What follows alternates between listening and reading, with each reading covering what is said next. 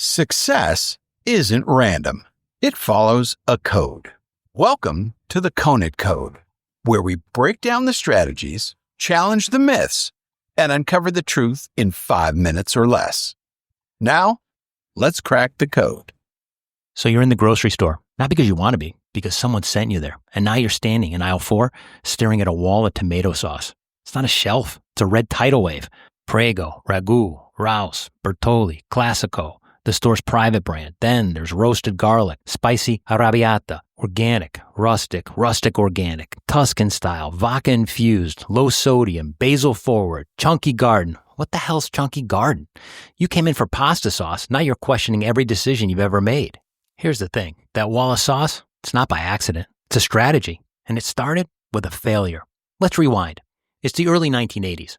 Ragu owns the market. Prego, the scrappy underdog from Campbell's, is trying to break in. But their sauce, it's just fine. People say they like it, but sales, they're flat. So Campbell's calls in this guy named Howard Moskowitz. Now Howard, he's not a chef. He doesn't even own a wooden spoon. He's a Harvard-trained psychophysicist, which is a fancy way of saying he studies how your brain and mouth negotiate without telling you. He's worked with Pepsi, with coffee companies, with military rations, and now he's here to save spaghetti night. So Campbell says, find us the perfect sauce. And Howard says, you're asking the wrong question. See, everyone's trying to create the best sauce, the platonic ideal of red. But Howard, he ran taste tests, not one, dozens, hundreds, thousands of data points. And what he found changed the food industry forever. There is no one perfect sauce. There are many. Some people like smooth, some people like spicy. Some want it so chunky they need a fork and life insurance. And they don't even know that they want it like that until it's in front of them. So he told Campbell's, stop chasing the perfect sauce. Start serving the perfect sauces. That's right, plural. And they listened. Suddenly, Prego rolled out chunky, then extra chunky, then garlic and herb, then spicy, then sweet basil, and the wall started growing. Prego sales, over $600 million in new revenue in just a few years. And the other brands, they saw the playbook and ran with it. That's why we now have 47 jars of pasta sauce and a full-blown identity crisis every time we go to buy one. But it wasn't just about the sauce. It was about choice.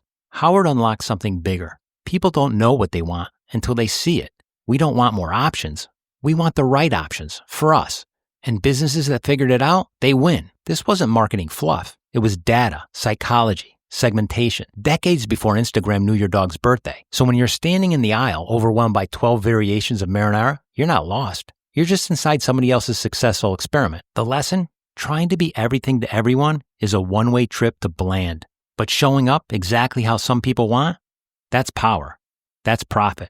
And that's how you take over the aisle. And that, my friends, is the Conant Code. That's it for this episode of the Conant Code. If you got something out of it, share it with a friend, follow the show, and leave a review on your favorite podcast platform. More insights, more strategies, and more code breaking coming soon. Until next time, keep thinking, keep building, and keep pushing forward.